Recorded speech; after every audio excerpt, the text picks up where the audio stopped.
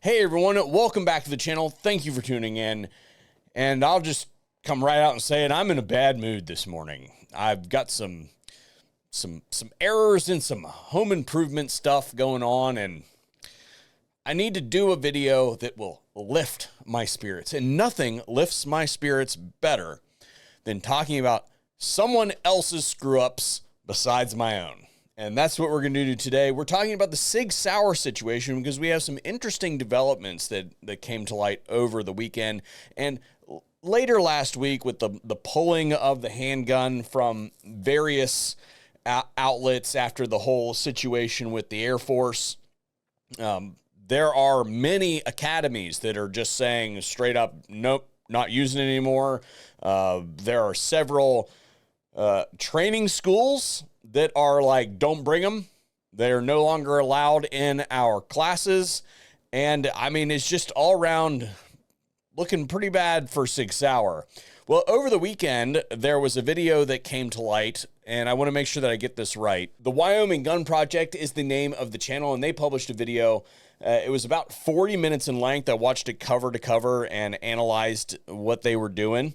And I'll have it listed in all relevant places so you guys can run it down and evaluate for yourself whether or not you think that it is relevant information. But to give you a gist of what's going on is they were evaluating the junction tolerance between the frame of the 320 handgun and the slide of the 320 handgun. You could even hear it in the video where he would press on that and it would make a clicking noise. None of my other guns do this. Now, to be fair, there are lots of guns that do this. I have several guns that do this, and he does sort of come off a little bit in his video, not to cast shade or anything, but like he maybe has a little bit of a hard-on for Sig, which, you know, he's currently in possession of a weapon that appears to be not in the greatest of shape from the factory, and it is his consumer right to leave an honest review of it. So he's not happy with it. That's his prerogative.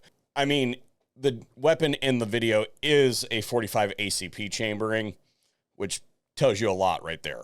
But what I would say is that the Sig 320 is in a somewhat unique situation in that it's not your traditional striker-fired pistol, in that the fire control components are all hard-mounted into the frame.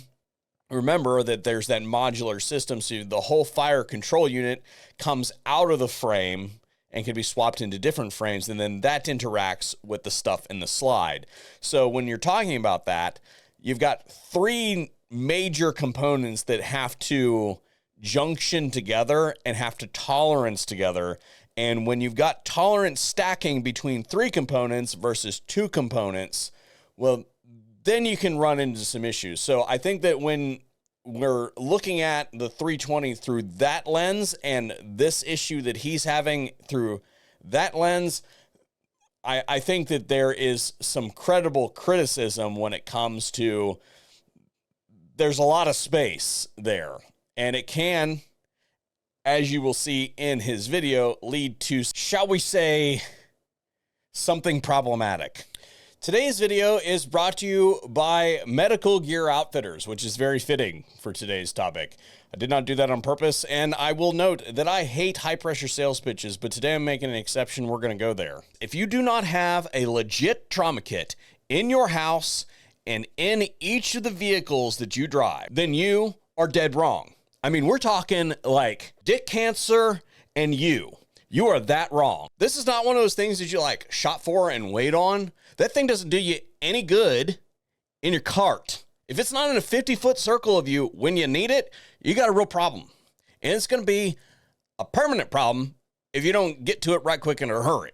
So I got a discount code for you over at Medical Gear Outfitters to hopefully precipitate you getting on the ball here. And real quick side note, one of their products I really like is the iRock. It is still available. It's just not available in the Blaze Orange. I'm just going to put my money where my mouth is and go buy another one for pictures because you can't have too many medical kits. Now for some background and context. The FBI, and y'all know how I feel about the opinion of the FBI on anything firearms related, but this is what we have, has stated that through a review of its service weapons, they have found some instances of shoddy quality control. And sometimes those manifest themselves in various ways. One of the ways that they were particularly concerned about were some anomalies in some of the fire control components. They found some burrs and ledges and stuff that wasn't supposed to be there. Their conjecture is that those burrs could lead to some kind of not entirely engaged, not entirely disengaged status on the sear. So fast forward to the Wyoming Gun Project, and what he was doing was simulating a situation where that sear has been only partially engaged. And he did that by taking a screw, taking up the pre-travel. So there's a little squishiness at the front, took that little squishiness out, manipulated the slide frame junction, and it resulted in some discharges. There, it did it. Now, he does go on to test this with some prime cases, and it does indeed set off some prime cases. So it's not just the striker falling. The striker does have enough inertia to set off a primer, which we knew would be the case because in an insanely smooth-brained move, Sig decided to go with a fully cocked striker and no trigger safety dingus. Look, it is what it is, and there's no taking it back now, and we'll come back to that here in a minute, but professionally speaking, do I believe that this has anything to do with the uncommanded discharges? Quite possibly. And the reason I say that is that there are very likely a coalition of factors that are coming together to create these less and less isolated incidents of these guns going off in the holster. One of those is the overall design choices. Another one of those is quality control. Other equipment interactions, like your holsters, use cases, and aptitude and training. We're talking, by and large, law enforcement incidents here. So there are a whole bunch of things that are coming together, and one of those factors might be worth a certain percentage, and another one might be worth more, but we have no idea where that kind of factors in. Is this the smoking gun? Not even figuratively speaking. Is this the smoking gun? I don't know, but what it does suggest is that the decision to go with a fully cocked striker and not with any kind of dead-end mechanical trigger bar that prevents the trigger from doing any kind of travel is problematic.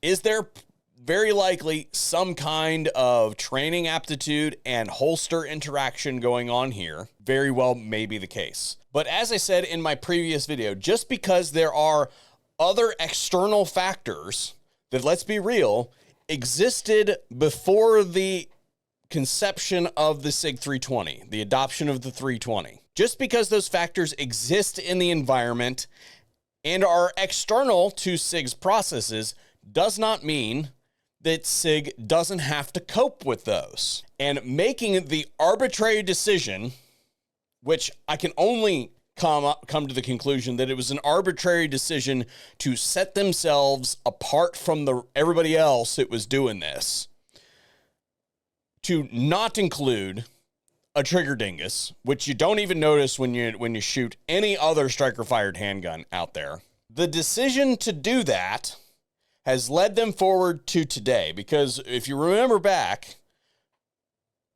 there was a drop problem, and that would have been completely eliminated by having that trigger dingus. It stops the trigger from traveling. If this is related to the uncommanded discharges, then a trigger dingus would stop that from happening.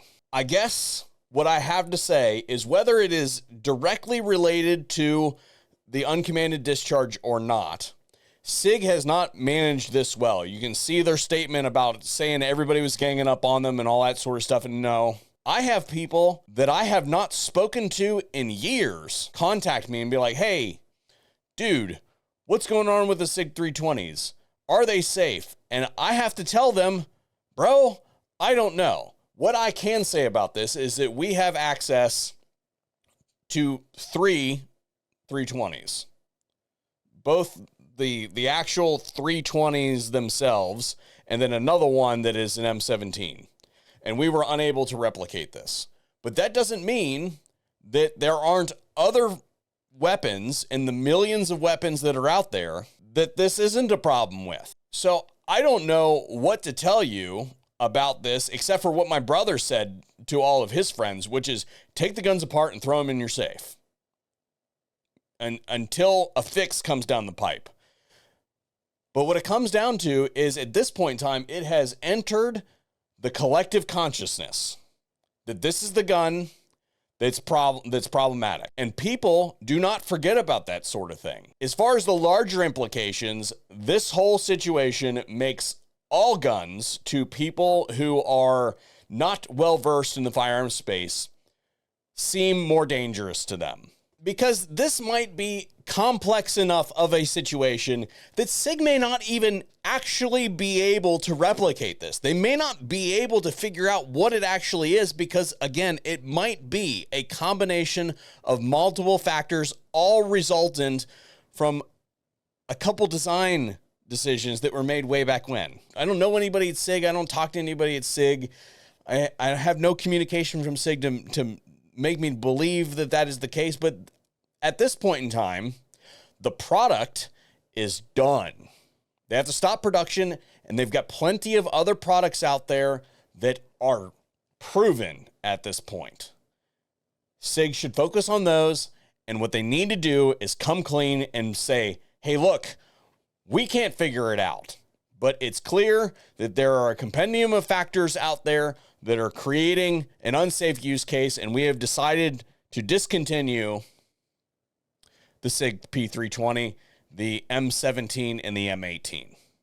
And we're moving in a different direction. That is the responsible thing to do from an ethics perspective, because you cannot verify that you are sending safe products out into the market, regardless of what percentage of the problem is actually yours. It is the right thing to do from a business perspective, even though it will be very painful. If they continue to go down the road that they're going down, which is to point fingers at everybody else and say that it isn't a problem because we can't figure it out, that will continue to tarnish the reputation of SIG for perpetuity.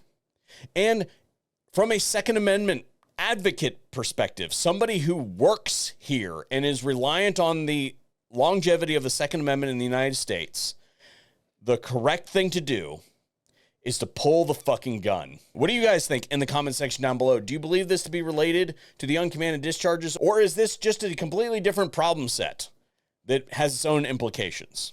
I want to hear from you, because this is important, because we have not seen something like this happen in a very long time.